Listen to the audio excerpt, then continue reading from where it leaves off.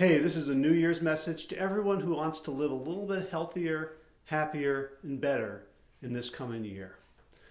And the message comes from our friend Ernie from Sesame Street. I'm going to play a little bit of a song that he sings called I Don't Want to Live on the Moon.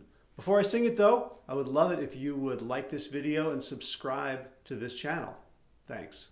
Well, I'd like to visit the moon on a rocket ship high in the air. Yes, I'd like to visit the moon, but I don't think I'd like to live there. Though I'd like to look down at the earth from above, I would miss all the places and people I love. And so though I might like it for one afternoon, I don't want to live on the moon. So you might have indulged a bit in the past week. You might have indulged last night. You might have woken up this morning and indulged in some leftovers. And now you're feeling bad. Maybe you made a New Year's resolution about how clean you're going to eat, about how you're going to wake up in the morning and exercise and meditate and journal and have a bowl of oatmeal with blueberries and no sugar. And it's already starting to look like a very long road ahead to be that pure. So Ernie is saying that he'd like to visit the moon. It's okay to stray from a path of utter purity. The question is not whether we visit the moon. The question is, where do we live? The question is, where do we breathe? Where do we walk? Where do we get our oxygen? Where do we get our nutrients? If you've indulged and you're feeling like, oh, well, I'm off in the stratosphere, remember that you have a home.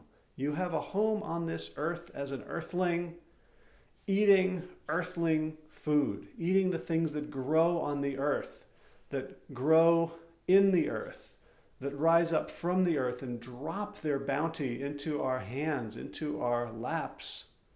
Fruits, nuts, whole grains, vegetables, seeds, right? This is our home. This is where we live. And we live in a wonderful age. We get to utilize technology that allows us to turn wheat and cane into cookies. Right? We live in a world where we can add artificial colors to food. We can make it hyper palatable. You know, that's kind of wonderful. If we lived in a world that couldn't do that, I couldn't talk to you in front of a camera. Another piece of amazing equipment. The question is not, do we visit the moon? The question is, where do we live? And notice that when Ernie goes to the moon, what does he want to do? He wants to look down at the earth from above.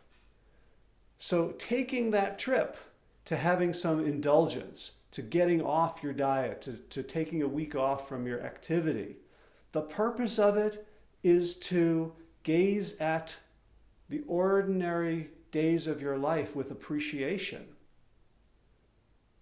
What does he say? I would miss all the places and people I love. Right? If you decide I'm going to have a treat, first of all, enjoy the hell out of that treat. Don't consume it with a side of guilt. Right? Enjoy it. Pay attention to it. Celebrate it. Think about all the people and all the inventions and all the ingenuity that had to go into the creation of the technology that made you that treat. Appreciate it. Be grateful for it. And if you do that, I promise you, you're going to consume less because you'll need less, because you're taking in way more pleasure density per bite than if you're doing it to distract yourself from misery, from boredom, from frustration, from depression. Right? So go to the moon and enjoy the trip, enjoy the sensation, and enjoy looking back on the earth, on the places and people you love, on the foods and the habits and the rituals and the routines that sustain you, that give you life, that brought you to this moment, to this momentous, never before experienced moment in the history of history. and then live on the earth with a new appreciation that you gained from the moon.